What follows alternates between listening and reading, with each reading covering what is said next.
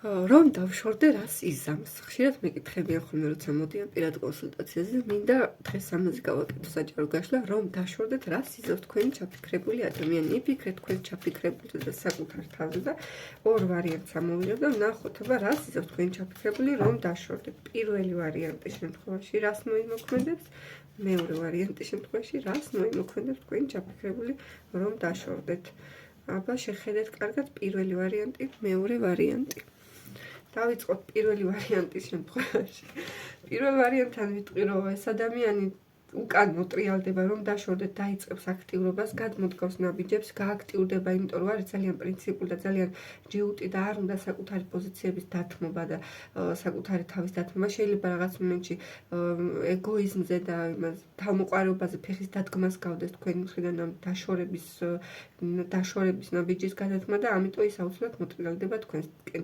აი შეიძლება აქეთ თავს დაგესხათ, აქეთ დაგადანაშაულოთ თქვენს როგორ გაბედეთ, თქვენ როგორ უღალატეთ და მთელი ამბები დაგაციოთ, მაგრამ რეალობაში ეს ადამიანი ადრე თუ გვიან ნაბიჯს გადმოდგავს. უბრალოდ აქ პირველ ვარიანტში ვიტყოდი, რომ აქ მესამე პირების სიტუაცია არის, შეიძლება ვიღაცისგან რაღაც მომენტში დააკომპენსიროს, თქვათ ის უყურადღებობა, ის თქვენგან ის სითბო, რასაც ვერ მიიღებს, სხვასთან ეცადოს მოძიებას, მაგრამ მაინც თქვენკენ ტრიალდება ეს ადამიანი. რაც შეეხება მეორე ვარიანტს.